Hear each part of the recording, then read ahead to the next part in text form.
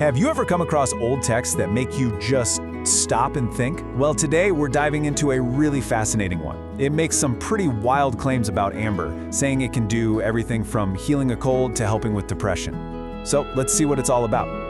Right out of the gate, the text hits us with this. Super direct, right? No complicated instructions. It just says, if something hurts, put some amber on it. It's this incredibly simple idea about healing. And believe me, it's just the beginning.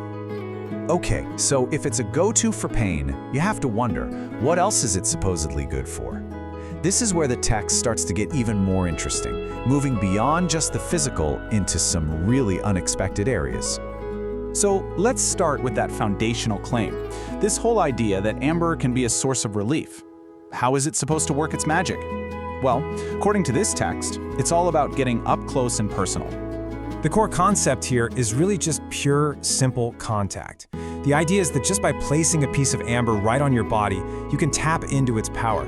It's a very direct, kind of hands-on approach to feeling better, which is pretty fascinating in itself. But we're not just talking about general aches and pains here. Oh no. The text goes on to list a whole bunch of very specific sicknesses that amber can apparently take on. Get this, we're talking about everything from the common cold to something more serious like asthma, and even the intense pain of gout. I mean, that's a pretty diverse list of problems for one little gemstone to solve. And here's a fun little detail from the text that I just love. When it comes to amber, apparently size matters. The bigger the piece of amber, the more relief you get. It's such a simple, intuitive idea, right? Now, the text isn't just making broad claims, it actually gets into specifics, giving instructions for how to use amber for certain issues. So let's check out these targeted applications. So how do you actually do it? Well, it's all about placement. If you've got issues like bronchitis or asthma, you put the amber on your neck. Same goes for throat infections or thyroid problems. It's a very practical, specific instruction. And the text is really confident here. It doesn't just say amber is good for the throat and thyroid. It flat out claims it is superior. That's some strong language, and it really shows you how highly they regarded this stuff. Okay, so we've covered the physical body, but the text doesn't stop there.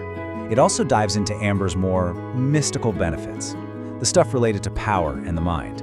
And this is where things get really, really interesting. The source mentions enhancing your body's power. It's a kind of vague but very cool sounding idea. So how exactly are you supposed to do that? How do you get this boost? Turns out it's incredibly simple. You just hold a piece of amber in your left hand. That's it. It's another one of those examples of a super specific placement for a very abstract result.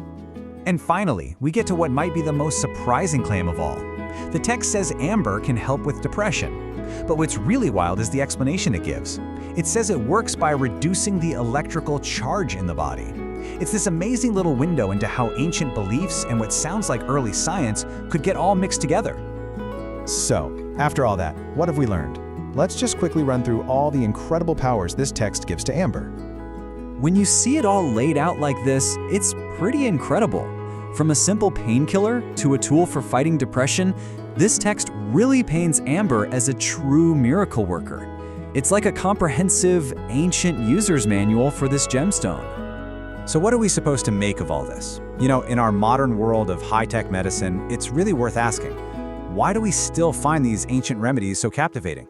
What is it about them that continues to pull us in? It's definitely something to think about. Thanks for joining me on this little journey into the world of amber.